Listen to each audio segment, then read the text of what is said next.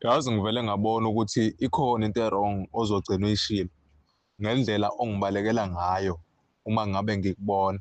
Ngibonile ukuthi kukhona into e-wrong ozogcina uyikhulumile Sne. Usumithi futhi. Umithi-ke futhi manje. Into osuyenzile-ke ukumitha. Awumithi ungathi wachathwa ngomchamo wenja. Angimazi umuntu omitha kanje. Uney'ngane eziwu-3 Sne. Esingakile ngane oyimithi manje. Sumithi ingane esi-4 manje. Zonke lezi ngane nobaba abahlukene.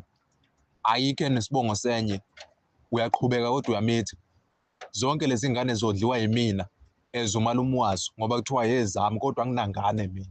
Njengoba ngondla iy'ngane zabafana bakwezinye iy'ndawo ezalwa uwena ngoba uyihulumbembe wena. Uyaqhulula nje umthombo ongashi uzalela safuthi. Uyenzelani lento oyenzayo? Yini ungezwa uma kukhulunywa ngawe kuthiwa musa ukumitha ngale ndlela omitha ngayo? Kwenze njani ngempela? Umithelani ngale ndlela? Uxakwe yini ngoba ayikho into ongayitholi oyifunayo. Ngoba phela ngabe ngithi ufuna imali kaRamaphosa yazo lezi ngane oyizalayo. Kodwa ayikho into ongayitholi. Uthola yonke into oyifunayo. Ngiyakwenzela futhi yonke into oyifunayo. Uyabona-ke manje ngizokuyeka usuzoyibonela. Usuzoyibonela ngoba uhamba ugqeveza nje uyazala. Usuzoyibonela manje ukuthi wenze njani. Ngikhathele mina wena.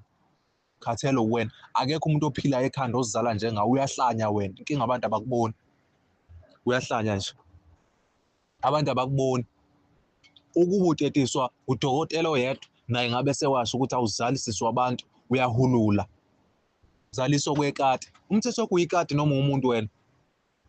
Umuntu noma uyikati. Zonke lezi ngane awuzazi ukuthi ziphila impiloni. Awuzazi ukuthi zidlani. Zonke lezi ngane zondliwa yimina. Abekho obaba bazo. Awubazi futhi ukuthi baphi. Kodwa still uyaqhubeka uyazala. Uyagula nisine. Uyagula. Ngikuthathe ngami ngikuhambise esibhedlela uyolashwa leli gciwane lisemqondweni. Lokuyeka ukuzala izingane. Uzale ngathi uyagula. Uyasangana wena. Uyasangana. Angimazi umuntu omitha njengawe mina. Angimazi nje umuntu omitha njengawe. Angikwazi noma uyaphila ekhanda noma uyahlanya ekhanda. Ngimazi umuntu omitha njengawe mina. Umitha njalo. Umitha njalo. Sithi wena unyaka nonyaka wena uqhulula isisu. Qhulula isisu wena. Unyaka nonyaka uyamitha wena. Uyakhulelwa nje nawe ndeni, uyakhulelwa nje nawe ndeni. Ufana nombila otshalwa njalo. Ufana nombila otshalwa njalo. Uyisivuno nje wena zonke iy'nsuku sabafana. Hamba umitha, hamba umitha. Lezi ngane awuzazi nokuthi zidlani lezi ngane oyimithayo. Zonke lezi ngane oyimithayo kufanele yinakekelwe yithina ekhaya. Kodwa still uyaqhubeka wena uyazala.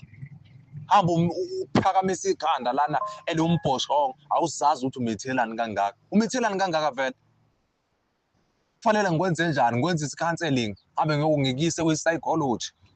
Kanti phela uzofika uchaze lapha ukuthi yini lekuhlukumezayo emqondweni ekwenza umithe. Unegciwane wena. Unegciwane nje. Akekho umuntu omitha kangaka ophilayo ekhanda.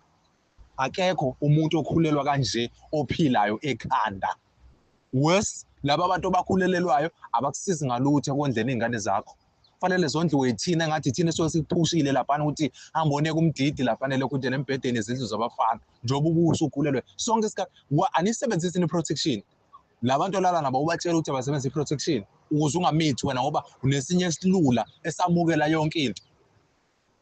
Mina-ke ezumalume walezi ngane sekufanele ngizenze njani manje? Njalo kufanele mina ngondla ingane engingazazi. Lapha nginayo ingane mina. Kodwa kufanele ngondla ingane engingazazi nasonke isikhathi. Iy'ngane ey'landwe ey'ntabeni.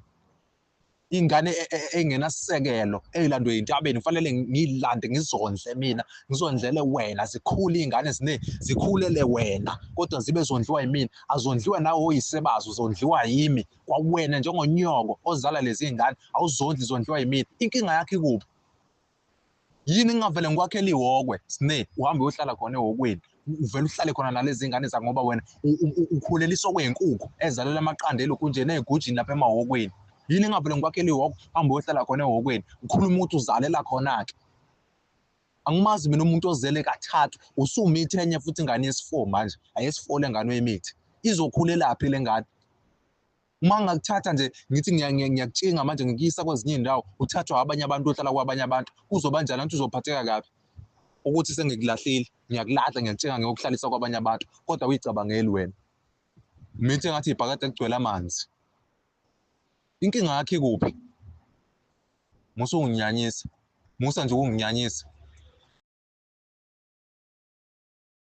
Hello Mzansi, welcome to Mgosi Mzansi. If today is your first time visiting this channel, please do the right thing and click the subscribe button. Nangibhodi, he's crashing out ngemva kokuthi seswakhe lo mncane amtshele ukuthi ukhulelwe for the fourth time. Uthi hayibo wena enye kundlela abantwana bakho abayi-3 boba babantu abakuhlezi babaleka, you are pregnant again. Kahle kahle wena sho ukuthi awukho right, imedula yakho it's not sharp, you need help psychologically because akekho umuntu lomitha anjengawe. Iyatrenda le video isabalele lapha etinkundleni zokuxhumana, bantu bayasho ukuthi hayi nqa ayipost mara nabo ngalesinye isikhathi. But guys, i-crash out yalo body, it's very valid. Imagine umuntu already uyamondlela abantu abakhela abayi-3 upregnant again, naye lo mntwana sifofunayo bamthwala walo bhodi. Hayibo guys, I really understand i-crash out yalo bhodi, nkosi yami kubuhlungu vele.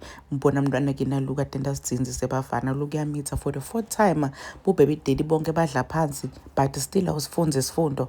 Do comment your thoughts when down on the comment section. I'll see you on the next one. I'm signing out, so goodbye.